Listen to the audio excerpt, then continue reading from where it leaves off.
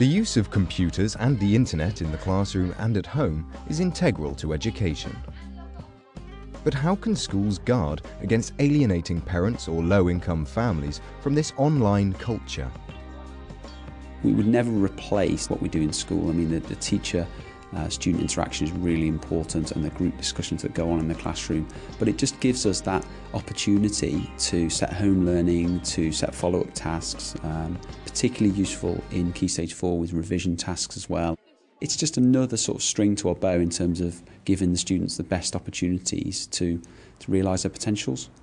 Priory Community School in Weston-super-Mare is currently assessing its relationship with parents to find out if its communication strategy is effective.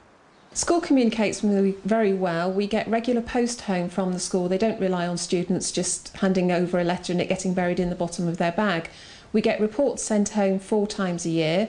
We'll get a postcard home at the end of each term telling us how many positive points they've had put on the system, and we get a written report from their tutor at the end of the year as well.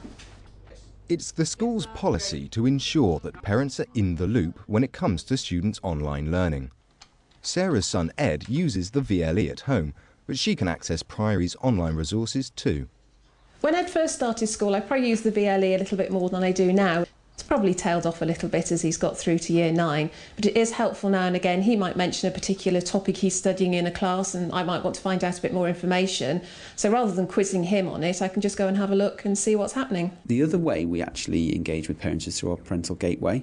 So we have a mark sheet as a teacher which we update, which parents should be able to access to actually see how their students did in their homework. So it kind of ties it all together and closes the loop on it. Priory have this year introduced the Parental Gateway, which is a way we can log on to a special secure website. So not just finding out how many positive points they've had on their postcard, it also shows the negative points and the reasons behind those points as well. He's only had 1 negative point on the system, and that week he was grounded and no computer use for the week. So it was really quite a powerful tool to have that information there. A trickier issue for schools is getting children from low-income families online. For Priory, this is a work in progress. We've done a full audit and I'm confident that we've given all of our students in years 7, 8 and 9, and we're looking to do the same with year 10 next year, the opportunity to own a computer at home or to have access to a computer at home. Then we have managed to provide a pool of laptops, 40 laptops for our students. They can actually borrow those, take them home, and then they have to return them when they leave the school. Now, there are 1 or 2 parents who, for whatever reason, have decided not to take that up, and we just have to give the students opportunities to come into after-school clubs. And, you know, we're very lucky here as well in that we do offer 2 hours of ICT provision in lesson time per week in years 7, 8 and 9.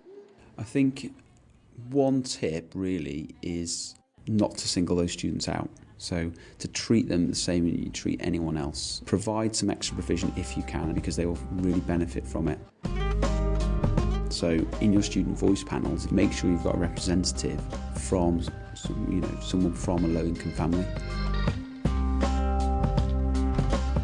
I think for my child to have access to a computer both at home and at school is vital these days. Technology is moving on so fast that most jobs now will involve some form of technology, and so it's vital that the students have good experience at how technology can be used.